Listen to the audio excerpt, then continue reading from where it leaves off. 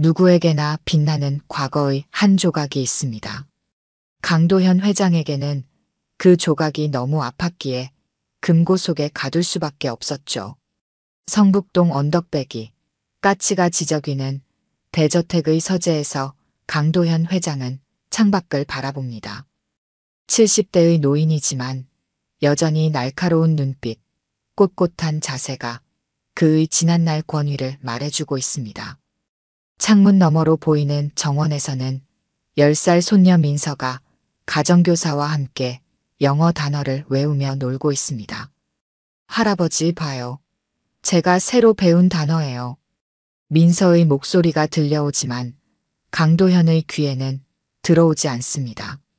그의 시선은 멀리 아주 오래전으로 향해 있습니다. 창틀을 붙잡은 손에는 주름이 깊게 패여 있지만 그 주름 사이로 지나간 세월의 무게가 느껴집니다. 회장님, 오늘 이사회 안건입니다. 비서가 조심스레 문을 열고 들어옵니다. 강도현은 천천히 고개를 돌립니다. 그의 얼굴에는 감정이라곤 찾아볼 수 없습니다. 마치 오랜 시간 동안 얼굴 근육을 사용하지 않은 듯 굳어있죠. 거기 놓고 나가게. 짧고 건조한 한마디. 비서는 고개를 숙이고 서류를 탁자 위에 올려놓고 물러납니다. 문이 닫히자 강도현은 천천히 서랍장으로 걸어갑니다. 서재 한쪽 벽면의 그림 뒤에는 작은 금고가 있습니다. 그는 주변을 살핀 후 조심스레 그림을 옆으로 밀고 다이얼을 돌립니다. 숫자를 입력할 때마다 그의 손가락이 미세하게 떨립니다. 금고 문이 열리고 그 안에는 오래된 나무 상자 하나가 들어 있습니다. 강도현은 상자를 꺼내 책상 위에 올려놓습니다. 숨을 깊게 들이마신 후 천천히 상자를 엽니다. 그 안에는 낡은 사진 한 장, 편지 몇 장, 그리고 오래된 은반지가 있습니다. 사진 속에는 젊은 여인과 함께 환하게 웃고 있는 청년 강도현의 모습이 있습니다. 지금의 그와는 전혀 다른 생기 넘치는 표정입니다. 여인의 이름은 지민. 그의 첫 회사에서 만난 비서였죠. 강도현은 손가락으로 사진 속 지민의 얼굴을 쓸어내립니다. 그의 눈에 순간 빛이 스치다 사라집니다. 기억이 물밀듯 밀려오는 순간입니다.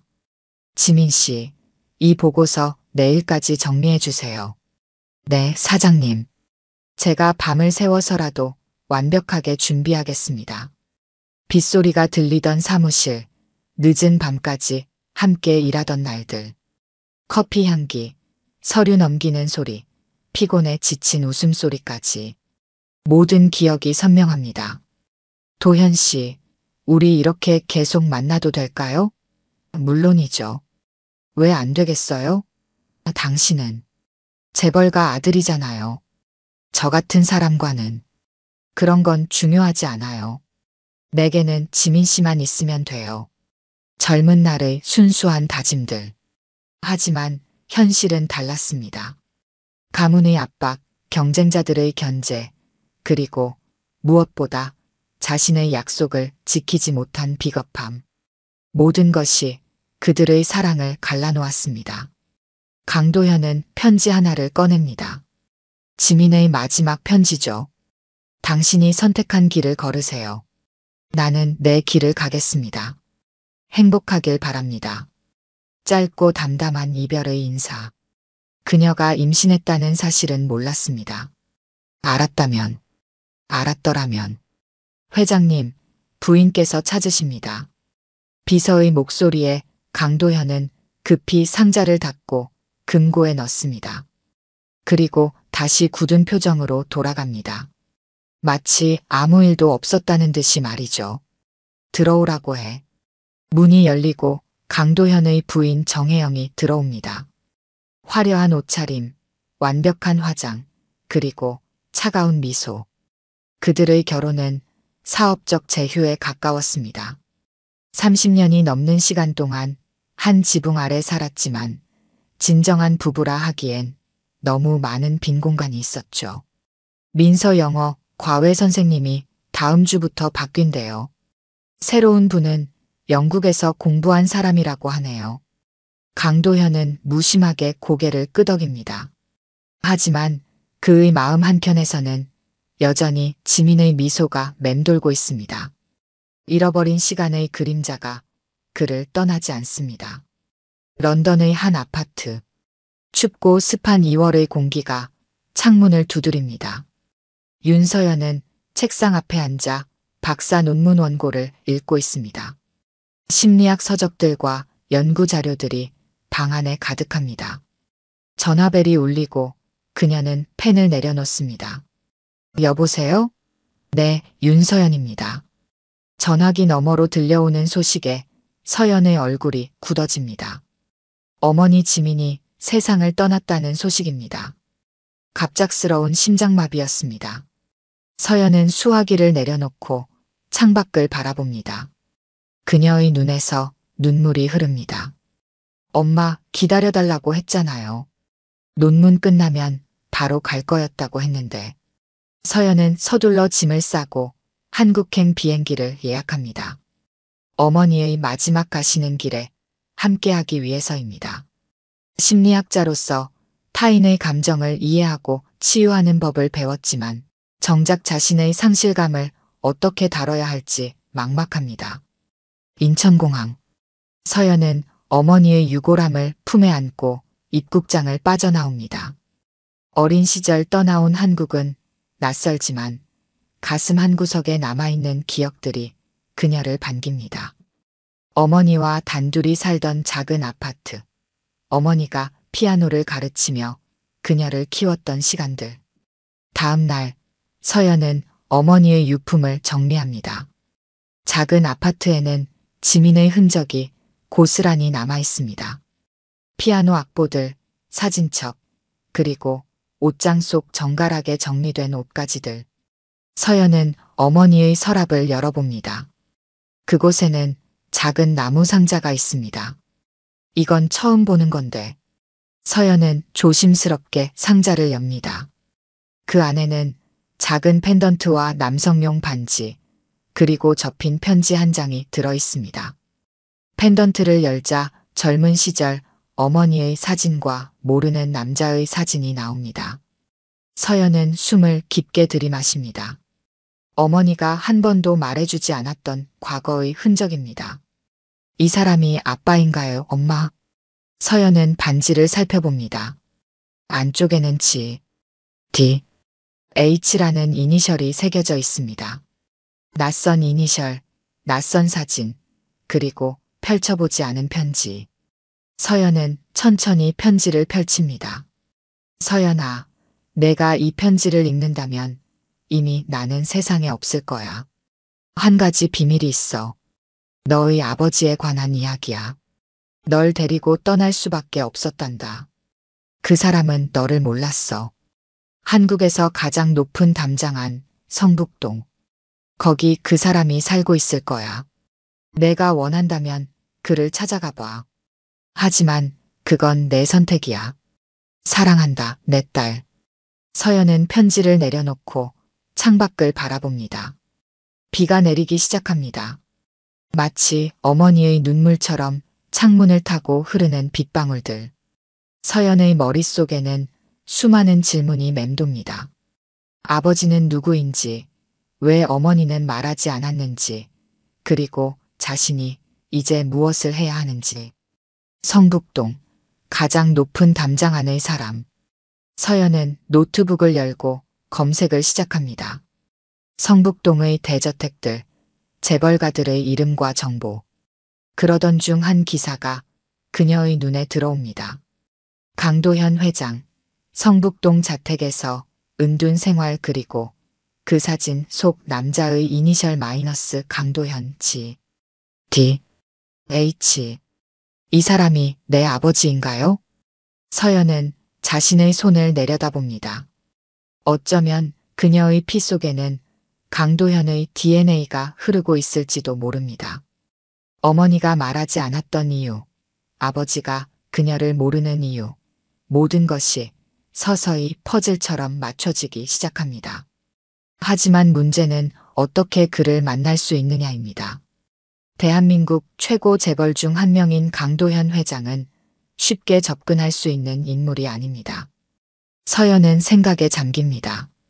그때 한 아이디어가 떠오릅니다. 그래, 내가 가진 것을 활용해야지. 서연은 고액 과외 구직 사이트에 자신의 프로필을 등록합니다.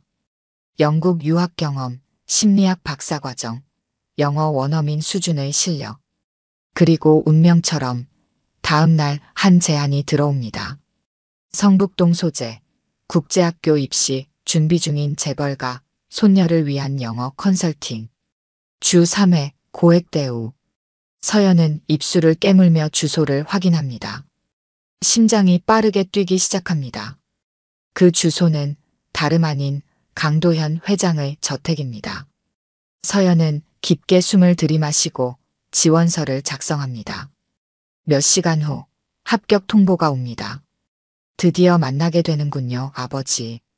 서연은 어머니의 사진과 펜던트를 가방에 넣습니다. 어머니를 위해, 그리고 자신을 위해 진실을 찾아야 합니다. 그녀는 창문을 열고 깊게 숨을 들이마십니다. 봄비가 그쳤고 하늘에는 맑은 별들이 빛나기 시작합니다. 마치 새로운 시작을 알리듯이. 엄마, 저 가볼게요. 아빠를 만나러. 서연은 가방을 싸기 시작합니다. 내일은 강도현 회장의 손녀 민서를 가르치는 첫날입니다. 그리고 어쩌면 그녀의 인생을 바꿀 만남의 시작일지도 모릅니다. 그녀의 가슴 속에는 기대와 두려움, 그리고 묘한 설렘이 자리 잡습니다. 성북동 강도현 회장의 저택.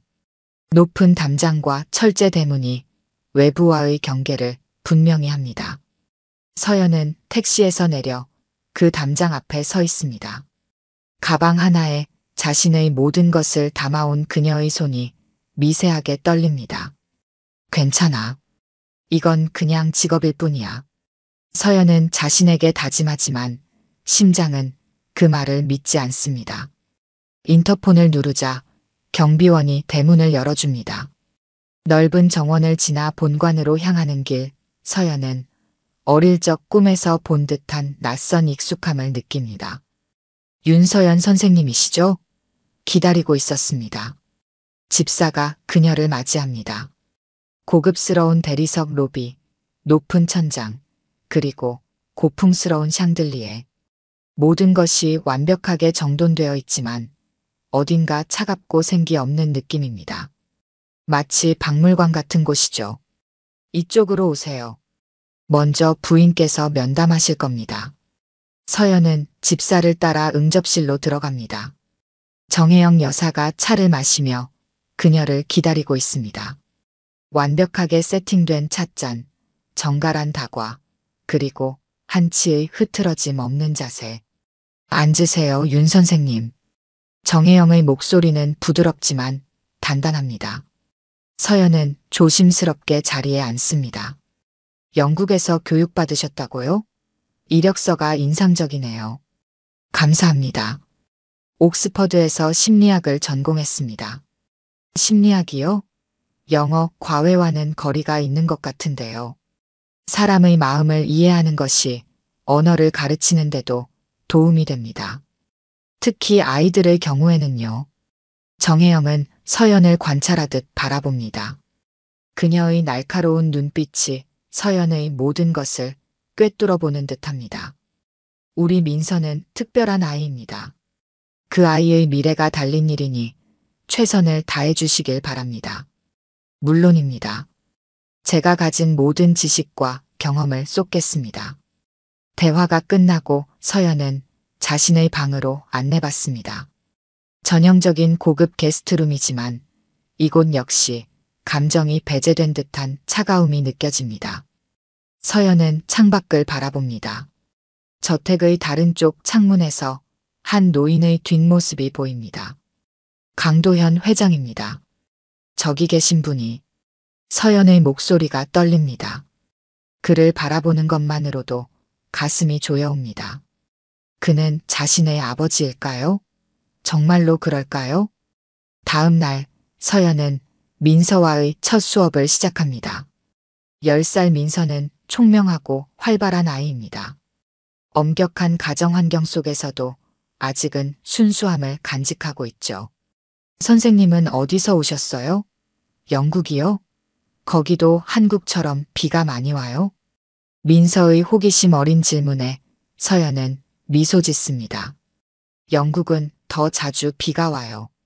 하지만 한국처럼 집중적으로 내리진 않죠. 가랑비처럼 내리다가 그쳤다가 하는 경우가 많아요. 수업은 생각보다 순조롭게 진행됩니다. 민서는 영어에 재능이 있고 서연의 가르침에 잘 따라옵니다. 수업이 끝날 무렵 서재문이 열리고 강도현 회장이 들어옵니다. 할아버지, 민서가 반갑게 달려갑니다. 강도현은 무표정한 얼굴로 손녀의 머리를 쓰다듬습니다. 그의 시선이 서연에게 향합니다.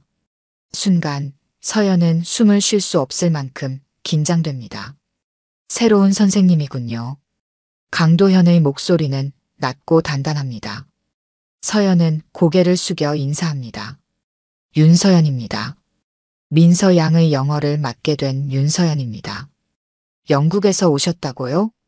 네, 옥스퍼드에서 공부했습니다. 강도현은 서연을 잠시 바라봅니다. 그의 눈에서 무언가 스쳐 지나가는 듯하지만 곧 원래의 무표정으로 돌아옵니다. 민서, 공부 열심히 하거라. 선생님 말씀 잘 듣고. 그는 그렇게 말하고 돌아섭니다. 서연은 그가 떠난 후에야 숨을 내쉴 수 있습니다. 첫 만남은 짧고 형식적이었지만 서연의 마음속에는 태풍이 몰아치고 있습니다. 며칠 후 서연은 민서와 함께 저택정원에서 영어 단어 게임을 하고 있습니다. 햇살이 따뜻하게 내리쬐는 오후입니다. 선생님, 저 어릴 때도 이런 게임 했어요? 물론이죠. 하지만 나는 좀 더 긴장했던 것 같아요. 어머니가 혼자 가르치셨거든요. 선생님 아버지는요? 서연은 잠시 말을 잇습니다. 그리고 천천히 대답합니다. 어린 시절은 누구에게나 꽤 긴장되죠. 저도 그랬어요. 그 순간 정원 벤치에 앉아있던 강도현 회장이 고개를 들어 서연을 바라봅니다. 그의 눈에 미묘한 변화가 일어납니다. 마치 오래된 기억이 되살아나는 듯한 표정이죠. 서연은 그의 시선을 느끼고 고개를 돌립니다. 그들의 눈이 마주칩니다. 강도현은 갑자기 자리에서 일어나 건물 안으로 들어갑니다. 서연은 그의 뒷모습을 바라봅니다. 무언가 그를 흔들어 놓은 것 같습니다. 그녀의 존재가, 그녀의 말이, 어쩌면 그녀의 모습이. 그날 밤 서연은 창가에 앉아 일기를 씁니다. 오늘 처음으로 아버지와 눈을 마주쳤다. 그는 나를 알아보지 못했지만 어딘가 움직이는 것이 느껴졌다. 엄마, 그는 정말 내 아버지일까? 내가 여기 온 이유는 무엇일까? 복수? 인정? 아니면 그저 알고 싶은 마음뿐일까? 서연은 펜던트를 꺼내 엽니다. 젊은 시절 어머니와 강도현의 사진이 빛에 반짝입니다. 그녀의 눈에서 눈물이 흐릅니다. 이 저택, 이 가족, 그리고 자신의 존재. 모든 것이 거짓말 같고 또 모든 것이 너무나 진실처럼 느껴집니다. 밖에서는 밤바람이 나뭇잎을 흔들고 먼 곳에서 피아노 소리가 들려옵니다. 감정이 없는 듯한 이 집에서 유일하게 감정이 흔들리는 사람은 바로 서연 자신인지도 모릅니다. 강도현 회장의 저택에 들어온 지 2주가 지났습니다. 서연은 민서와의 수업 루틴에 익숙해지고 있습니다. 아침 9시부터 11시까지 영어 수업, 오후 2시부터 4시까지 영작문 지도, 그리고 남는 시간에는 국제학교 입시 준비를 위한 자료 조사와 분석을 합니다. 서연은 서재 책상에 앉아 민서의 에세이를 검토하고 있습니다. 창밖으로는 가을의 첫 빗방울이 떨어지기 시작합니다. 평화로운 오후 하지만 서연의 마음은 여전히 불안정합니다. 강도현과는 몇 번 마주쳤지만 그때마다 형식적인 인사만 나눌 뿐입니다. 윤 선생님. 갑작스러운 목소리에 서연은 고개를 들어 올립니다. 강도현 회장이 서재 문 앞에 서 있습니다. 그의 얼굴은 여전히 무표정하지만 눈빛이 예전과는 조금 다릅니다. 네, 회장님. 민서 지원서 원본과 성적표가 필요한데 금고에 있어요. 담당 비서가 외근 중이라 내가 직접 꺼내려고 합니다. 서연은 고개를 끄덕입니다. 그녀의 심장이 빠르게 뛰기 시작합니다. 금고라는 단어가 귀에 맴돕니다. 어머니가 남긴 편지 속에 언급된 아버지의 물건들이 보관된 그 금고일까요? 비서실 서랍 열쇠 좀 가져다 주시겠어요? 내 사무실 책상 위에 있을 겁니다. 네, 지금 가져다 드리겠습니다. 서연은 자리에서 일어나 강도현의 사무실로 향합니다. 사무실은 단정하게 정리되어 있고 책상 위에는 메모지와 함께 열쇠가 놓여 있습니다. 서연은 열쇠를 집어들고 잠시 멈춰섭니다. 이 방에서 그녀는 무언가를 느낍니다. 과거의 흔적, 어쩌면 어머니와 관련된 기억일지도 모릅니다. 회장님, 여기 있습니다. 서재로 돌아온 서연은 강도현에게 열쇠를 건넵니다. 그들의 손이 스치는 순간 서연은 미세한 전류가 흐르는 듯한 느낌을 받습니다. 강도현은 열쇠를 받아들고 비서실로 향합니다. 잠시만 기다려주세요. 서연은 고개를 끄덕이고 서재 문 앞에 서 있습니다. 민서의 에세이를 손에 들고 있지만 그녀의 시선은 비서실 쪽으로 향해 있습니다. 금고를 여는 소리가 희미하게 들립니다. 서연은 무의식적으로 한 걸음 더 가까이 다가갑니다. 비서실 문은 살짝 열려 있고 그 틈새로 강도현의 모습이 보입니다. 그는 벽면의 그림을 옆으로 밀고 금고 다이얼을 돌리고 있습니다. 서연은 숨을 죽입니다. 심장이 귀에 들리는 것 같습니다. 6210. 강도현이 중얼거리는 숫자가 희미하게 들립니다. 금고 문이 열리고 그 안에서 서류 뭉치와 함께 작은 나무 상자가 보입니다. 강도현은 서류를 꺼내다가 실수로 상자를 건드립니다. 상자가 기울어지고 그 안에서 낡은 편지 봉투 하나가 미끄러져 나와 바닥에 떨어집니다. 이런. 강도현이 몸을 숙여 편지를 주우려 할 때 서연은 반사적으로 비서실로 들어섭니다. 제가 도와드릴게요. 아, 괜찮아요. 그냥. 하지만 이미 서연은 바닥에 떨어진 편지를 집어들었습니다. 그리고 그 순간 편지 안에서 살짝 보이는 사진 한 장을 보게 됩니다. 서연의 눈이 커집니다. 펜던트 속 사진과 동일한 젊은 지민과 강도현의 모습입니다. 시간이 멈춘 듯한 순간 서연은 자신의 손에 든 편지와 사진을 바라봅니다. 그리고 천천히 고개를 들어 강도현을 바라봅니다. 그의 얼굴에도 복잡한 감정이 스쳐 지나갑니다. 죄송합니다. 제가 실례했네요. 서연은 급히 편지를 강도현에게 돌려줍니다. 손이 떨리고 있습니다. 강도현은 묵묵히 편지를 받아 금고에 다시 넣습니다. 괜찮아요. 오래된 물건일 뿐입니다. 강도현의 목소리에는 미묘한 감정이 묻어 있습니다. 서연은 뒷걸음치듯 비서실을 나옵니다.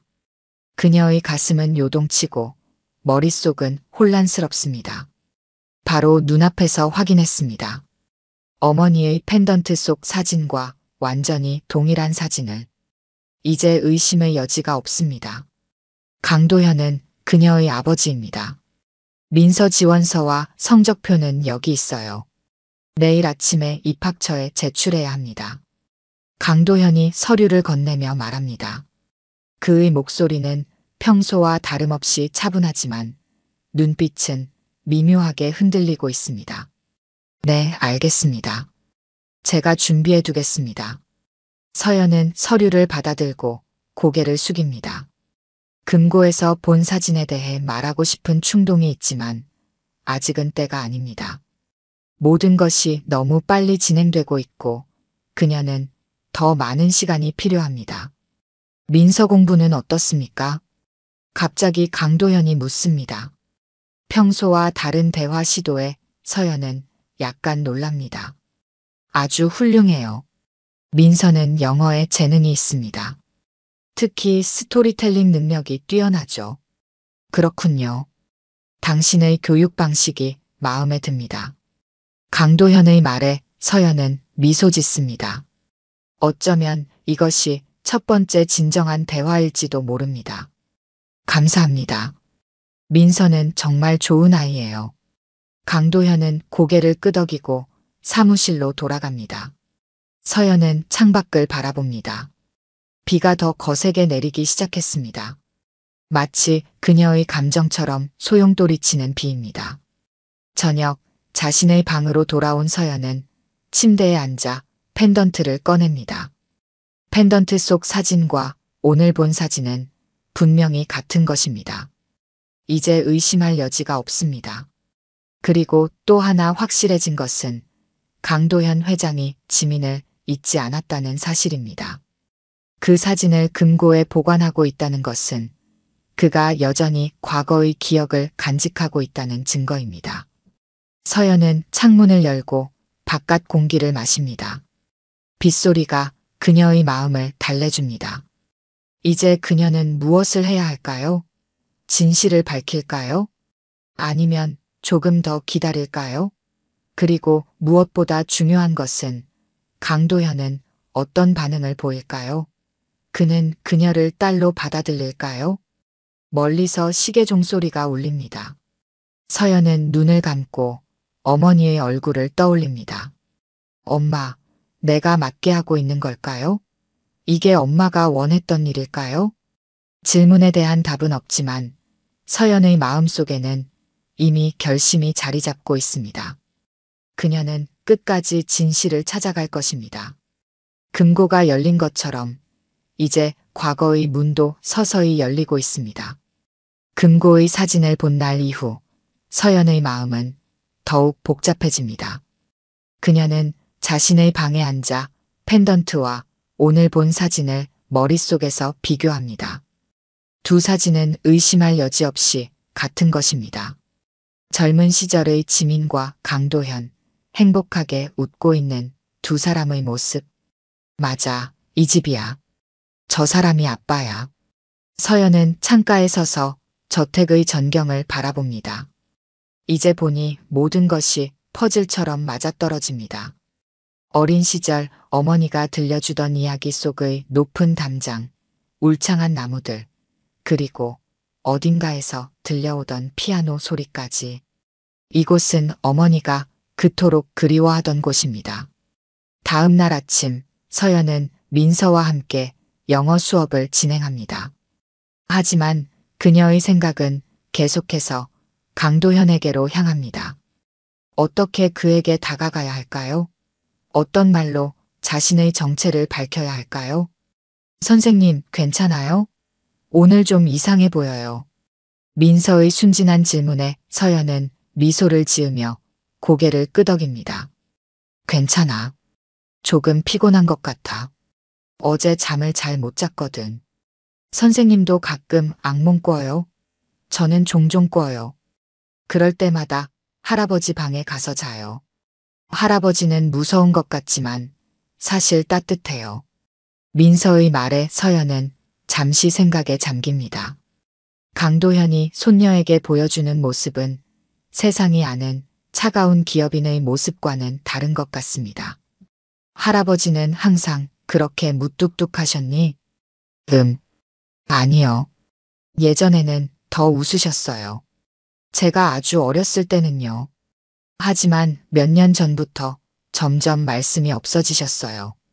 할머니는 그게 나이 때문이라고 하시지만 저는 할아버지가 슬픈 것 같아요. 민서의 말은 서연에게 새로운 관점을 제시합니다. 강도현은 단순히 냉혹한 재벌이 아니라 자신만의 슬픔을 간직한 사람일지도 모릅니다.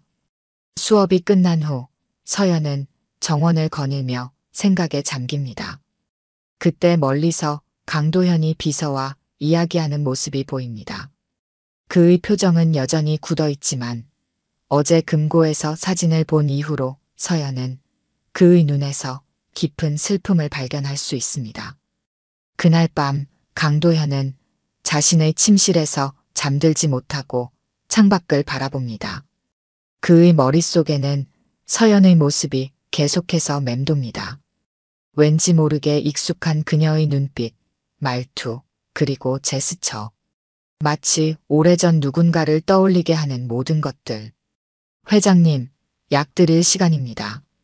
가정부의 말에 강도현은 고개를 끄덕입니다. 하지만 약을 받아든 후에도 그는 여전히 생각에 잠겨 있습니다.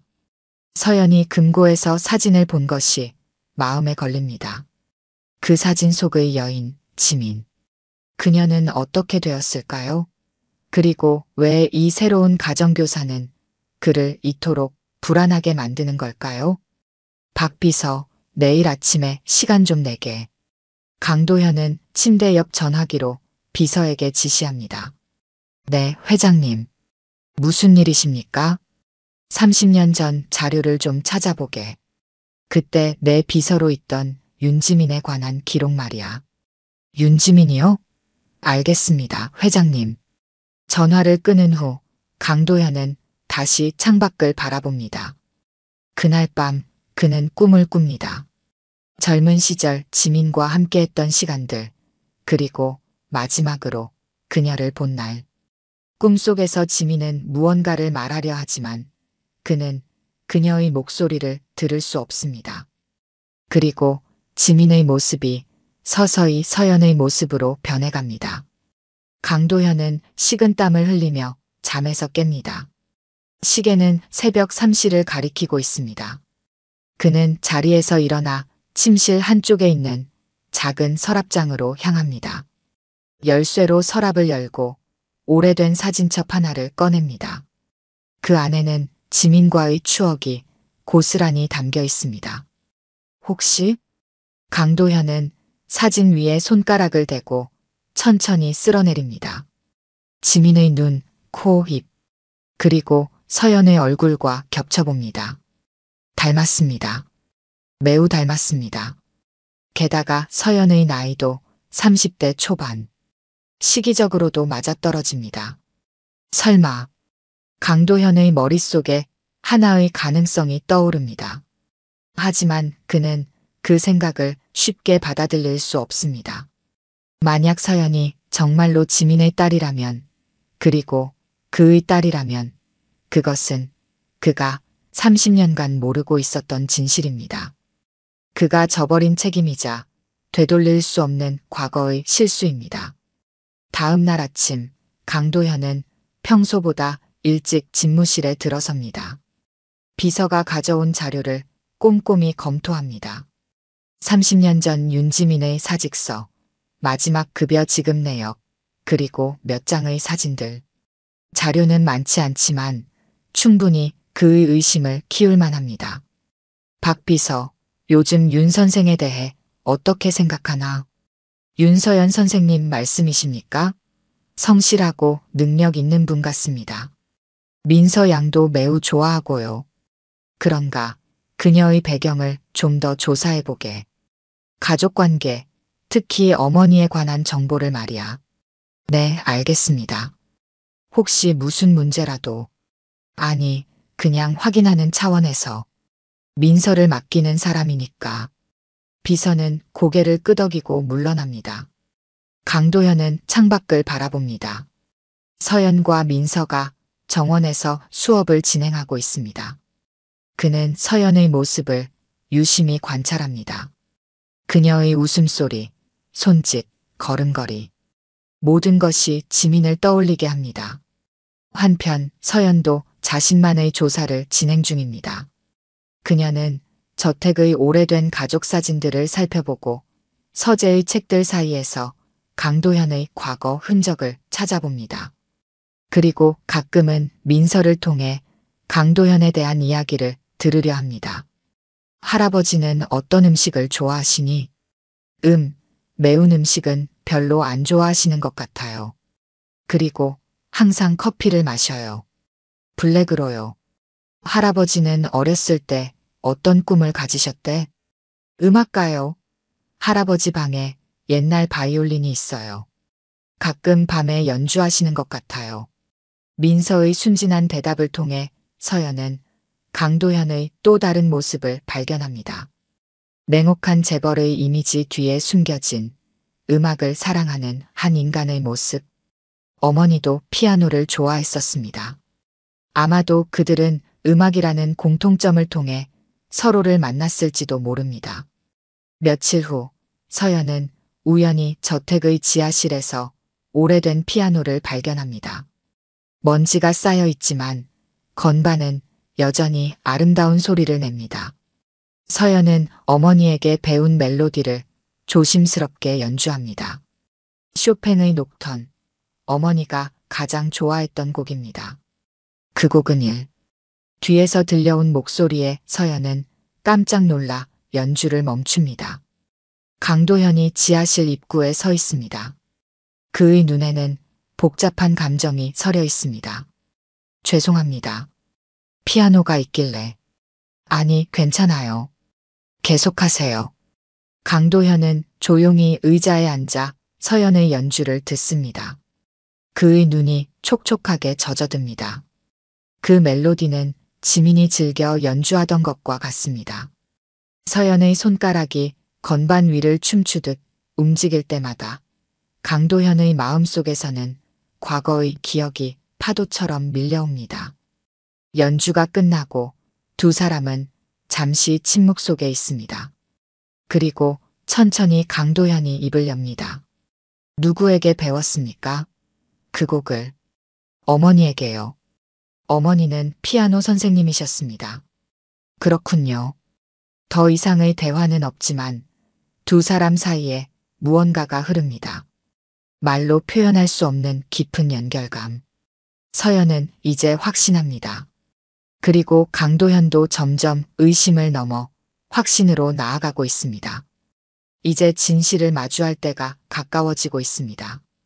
피아노 연주 이후 일주일이 지났습니다. 서연은 결심을 굳힙니다. 더 이상 진실을 숨기고 싶지 않습니다. 그녀는 펜던트와 어머니의 편지를 가방에 넣고 강도현의 사무실로 향합니다. 사무실 앞에서 서연은 잠시 망설입니다. 문을 두드리는 그녀의 손이 떨립니다. 심호흡을 한 후 그녀는 조심스럽게 문을 두드립니다. 들어오세요. 강도현의 목소리가 들립니다. 서연은 문을 열고 들어갑니다. 강도현은 책상 앞에 앉아 서류를 보고 있습니다. 그는 고개를 들어 서연을 바라봅니다. 무슨 일이죠, 윤 선생? 회장님, 잠시 시간을 내주실 수 있을까요? 드릴 말씀이 있습니다. 강도현은 서연의 진지한 표정을 보고 고개를 끄덕입니다. 그는 펜을 내려놓고 의자에 등을 기댑니다. 앉으세요. 서연은 천천히 의자에 앉습니다. 그리고 가방에서 펜던트를 꺼냅니다. 그녀의 손은 여전히 떨리고 있습니다. 이거 기억하시나요? 서연은 펜던트를 열어 그 안의 사진을 강도현에게 보여줍니다. 젊은 시절의 지민과 강도현이 담긴 사진. 강도현의 얼굴이 굳어집니다. 그는 아무 말 없이 사진을 바라봅니다. 이 사진은 제 어머니가 남겨주신 겁니다. 어머니의 이름은 윤지민입니다. 강도현의 눈이 커집니다. 그는 천천히 손을 뻗어 펜던트를 만집니다. 오래된 기억이 그의 눈앞에 생생하게 펼쳐집니다. 지민. 그의 목소리가 떨립니다. 30년 만에 처음으로 그 이름을 소리내어 부릅니다. 네. 윤지민의 딸입니다. 그리고 당신의 딸이기도 하죠. 순간 사무실 안에 침묵이 흐릅니다. 시간이 멈춘 듯한 느낌입니다. 강도현은 서연의 얼굴을 자세히 바라봅니다. 지민의 눈, 지민의 미소, 그리고 자신의 윤곽이 그녀의 얼굴에 고스란히 담겨 있습니다. 어머니는 한 달 전에 돌아가셨습니다. 마지막으로 저에게 이 펜던트와 편지를 남겨주셨어요. 그리고 저는 아버지를 만나기 위해 이곳에 왔습니다. 강도현의 눈에서 눈물이 흐릅니다. 그는 말없이 자리에서 일어나 창가로 향합니다. 등을 돌린 채 그의 어깨가 미세하게 떨리고 있습니다. 왜 지민은 말하지 않았을까? 어머니는 당신의 미래를 방해하고 싶지 않으셨대요. 그리고 저를 보호하고 싶으셨나 봐요. 강도현은 천천히 돌아서서 서연을 바라봅니다. 그의 눈에는 30년간의 후회와 슬픔이 서려 있습니다. 그래, 내가 내 딸이라고 말하고 있구나. 그의 목소리는 감정으로 가득 차 있습니다. 서연도 눈물을 참지 못합니다. 그녀는 고개를 끄덕입니다. 증명할 수 있어요. DNA 검사도 가능하고 어머니가 남긴 편지도 있습니다. 그럴 필요 없다. 강도현이 단호하게 말합니다. 그는 천천히 서연에게 다가갑니다. 내 눈을 보면 알 수 있어. 너는 지민의 눈을 가졌어. 그리고 내 고집도. 두 사람은 말없이 서로를 바라봅니다. 30년간의 공백, 말로 채울 수 없는 그 시간이 두 사람 사이에 무겁게 자리 잡고 있습니다. 강도현은 조심스럽게 손을 뻗어 서연의 어깨에 올립니다. 미안하다. 정말 미안하다. 그의 목소리가 흔들립니다. 서연은 더 이상 참지 못하고 눈물을 흘립니다. 아버지를 만나기 위해, 진실을 알기 위해 그토록 오랜 시간 기다려왔습니다. 그리고 이제 그 순간이 왔습니다. 강도현과 서연의 만남 소식은 순식간에 저택 안에 퍼집니다.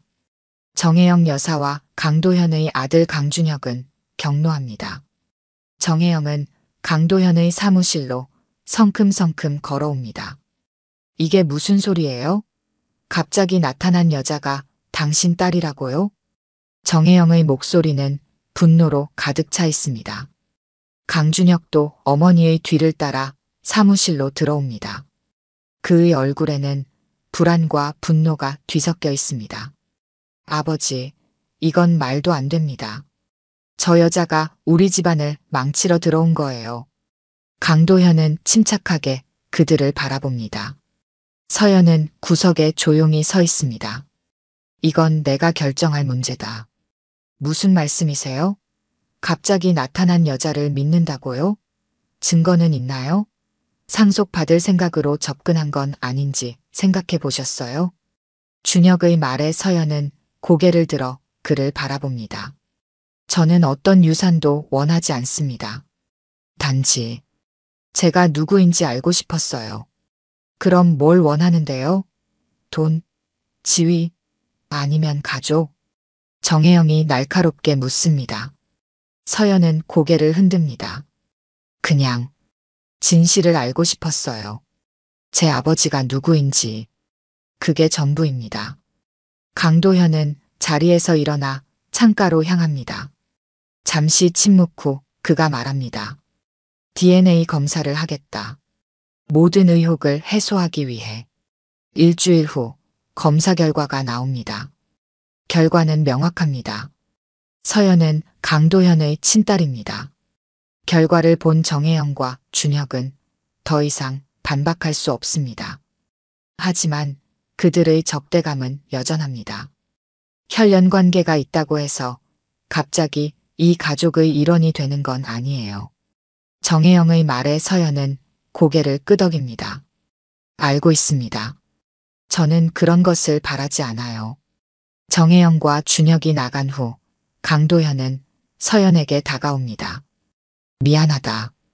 그들은 시간이 필요할 뿐이야. 괜찮아요. 이해합니다. 그때 문이 열리고 민서가 들어옵니다. 그녀는 이미 어른들의 대화를 엿들었습니다. 선생님, 진짜 이모 맞죠? 민서의 순수한 질문에 서연은 미소 짓습니다. 민서는 서연에게 달려가 안깁니다. 이모가 생겼다. 너무 좋아요. 민서의 반응은 긴장된 분위기를 누그러뜨립니다. 강도현은 손녀의 모습을 보며 미소 짓습니다. 일주일 후 저녁 식사 자리. 온 가족이 모여 있지만 분위기는 여전히 어색합니다. 정혜영과 준혁은 서연을 무시하려 합니다. 그때 강도현이 자리에서 일어납니다. 하고 싶은 말이 있다. 모두의 시선이 그에게 향합니다. 이 아이는 내 피다.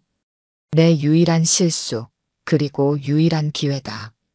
강도현의 선언에 모두가 놀랍니다. 그는 계속해서 말합니다. 30년 전 나는 사랑하는 사람을 버렸다. 내 아이가 있다는 사실도 모른 채 이제 그 잘못을 바로잡고 싶다.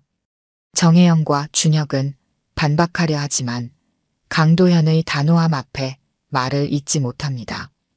서연은 아버지의 선언에 눈물을 흘립니다. 아버지. 처음으로 그를 아버지라고 부르는 서연. 강도현의 눈에도 눈물이 맺힙니다. 저녁 식사 후 서연은 민서의 방에서 그녀에게 책을 읽어주고 있습니다. 강도현이 문가에 서서 그들을 바라봅니다. 새로운 가족의 모습이 그의 마음을 따뜻하게 합니다. 진실이 밝혀진 지 한 달 후 서연은 저택을 떠나기로 결심합니다. 그녀는 자신만의 공간이 필요했고 무엇보다 강도현 가족의 일상에 너무 많은 변화를 주고 싶지 않았습니다. 강도현은 서연의 결정을 존중하지만 아쉬움을 감추지 못합니다. 정말 나가야만 하니? 네, 아버지. 제 공간이 필요해요. 그리고 이제 민서의 영어 실력도 많이 향상되었잖아요. 강도현은 고개를 끄덕입니다. 그는 서연이 새 출발을 할 수 있도록 작은 오피스텔을 마련해 줍니다. 하지만 서연은 자신의 힘으로 살아가고 싶다며 거절합니다. 제가 스스로 해볼게요. 아버지가 있다는 것만으로도 충분해요. 서연은 자신의 전공을 살려 강남 인근의 작은 심리교육센터를 열기로 합니다. 국제학교 아이들을 위한 심리 상담과 영어 교육을 병행할 계획입니다. 강도현은 몰래 부동산 에이전트를 통해 서연이 원하는 위치의 사무실을 구할 수 있도록 도움을 줍니다. 개업 준비가 한창인 어느 날 민서가 서연의 새 사무실을 방문합니다. 그녀는 손에 작은 선물을 들고 있습니다. 이모, 이건 제가 만든 거예요. 행운의 팔찌. 서연은 민서의 선물을 받아들고 그녀를 꼭 안아줍니다. 고마워, 민서야. 이모가 정말 소중히 할게. 이모, 이제 우리 집에 안 살아도 자주 놀러 올 거죠? 물론이지. 자주 볼 거야. 드디어 개업날이 찾아옵니다. 마음의 다리브리지 어브 마인즈라는 이름의 심리교육센터는 따뜻하고 아늑한 분위기로 꾸며져 있습니다. 오픈 행사에는 몇몇 학부모들과 교육 관계자들이 참석합니다. 서연은 긴장된 마음으로 손님들을 맞이합니다. 행사가 거의 끝나갈 무렵 센터 입구에 한 남자가 서 있습니다. 강도현입니다. 그는 조용히 들어와 구석에 서서 서연의 모습을 지켜봅니다. 손에는 작은 꽃다발을 들고 있습니다. 행사가 끝나고 모든 손님이 떠난 후 서연은 강도현을 발견합니다. 그녀는 놀란 표정으로 그에게 다가갑니다. 아버지, 어떻게 오셨어요? 딸의 새 출발을 축하해 주려고. 강도현은 꽃다발을 건네줍니다. 서연은 감동하여 꽃다발을 받아듭니다. 꽃 사이에는 작은 카드가 있습니다. 새로운 시작을 축하한다. 내 어머니도 자랑스러워할 거야. 감사합니다, 아버지. 강도현은 센터를 둘러봅니다. 그의 눈에 서연이 준비한 모든 것들이 들어옵니다. 심리 상담실, 그룹 활동실, 그리고 작은 피아노가 놓인 음악 테라피 공간까지. 잘 해낼 거야.